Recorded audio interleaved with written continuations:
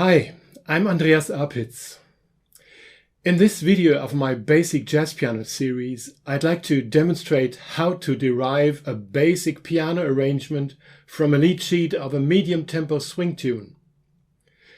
This time it's Satin Doll, composed in 1953 by Duke Ellington and Billy Strayhorn.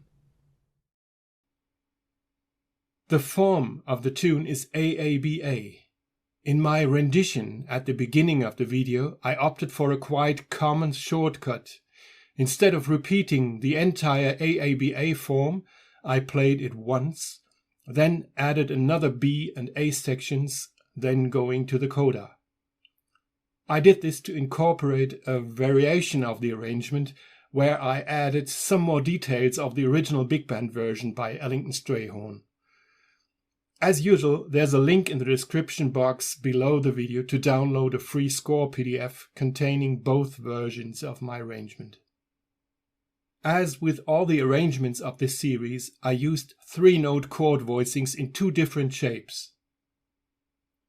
Root and third in the left hand, plus seventh in the right hand, which I call the small voicing form, indicated by the letter S.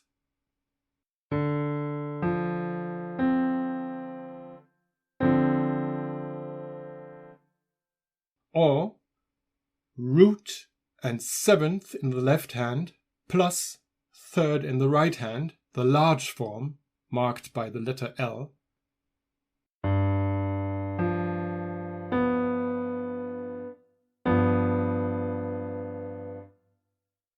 Occasionally, the seventh is replaced by a sixth. Root, sixth, major third.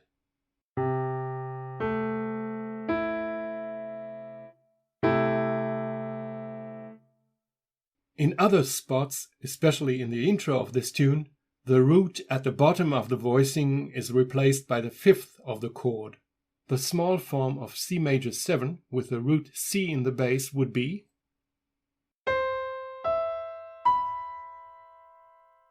now the root is replaced by the fifth G.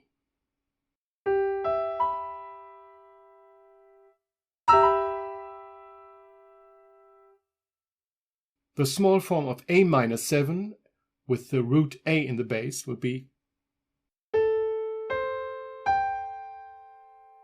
the root replaced by the fifth E.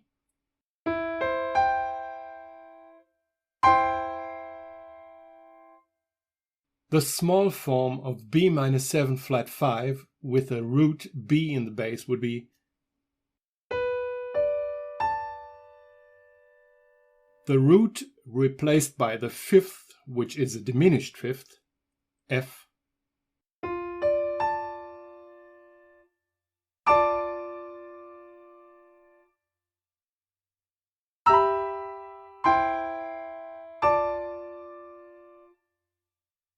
The chord durations are mostly 2 beats. I placed the voicings to support the rhythm of the melody.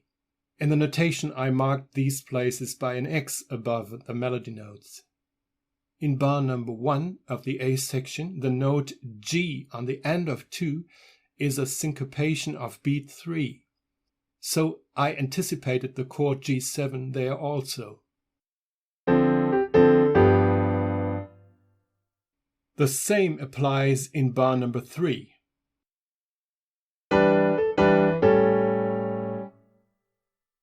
In the melodic phrase of bar number 2, there's a rest on beat 1, so I opted for playing the bass there on beat 1 and the rest of the voicing on the end of 1, together with a melody.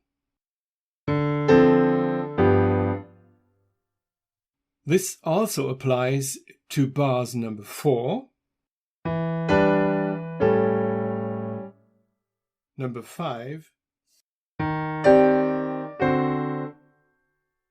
and number 6.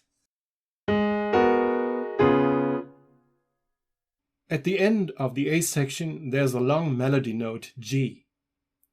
In order to keep the rhythmic momentum, I played the voicings in a contrasting manner, actively and rather staccato.